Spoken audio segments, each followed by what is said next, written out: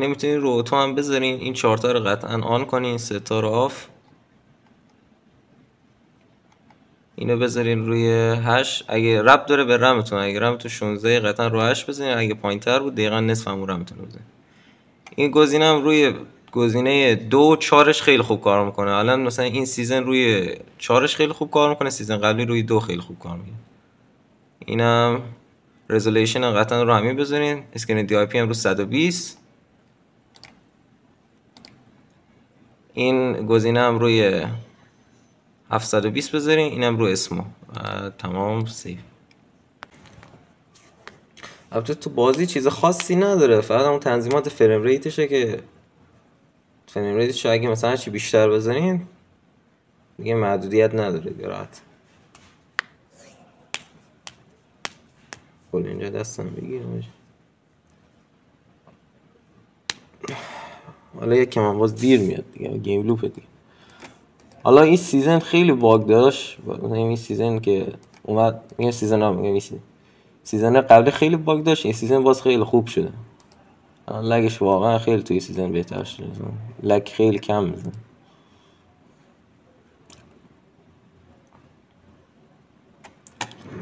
آجی این ما رو کشت بیه. یه اولش همیشه اینجوری هست، اولش که وقتی میان تازه توی گیم همینجوری لگ داره، بعد باز چند ثانیه باز درست میشه، کامل لگش میره.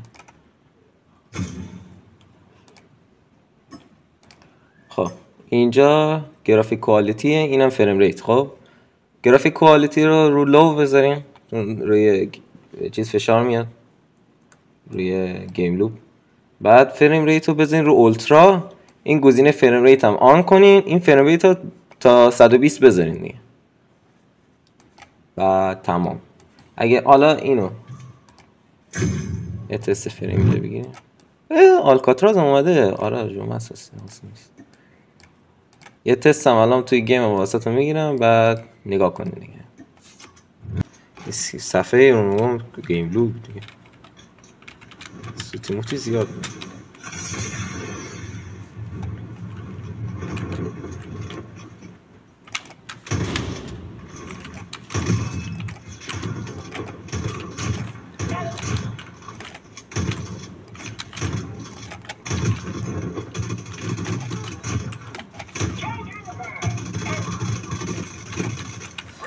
الان یه تگ به سر بدیم. یارمونم زد مثل این که خواستم پامپت بزنم برم بالا، نشد دیگه. الان مثلا تو فایت بدیم. خب حالا اف پی اس الان نگاه نکردم، حواسم جمع نبود. اگه شما حواستون جمع بود نگاه کردین. ران خوبی.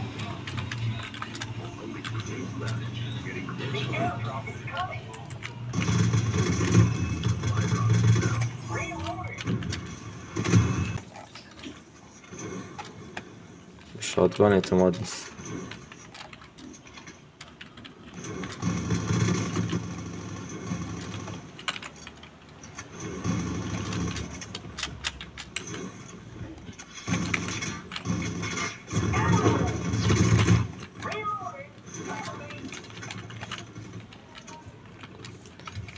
پامپت هم کلاس خوبی بود. الان مثلا اینجا به درد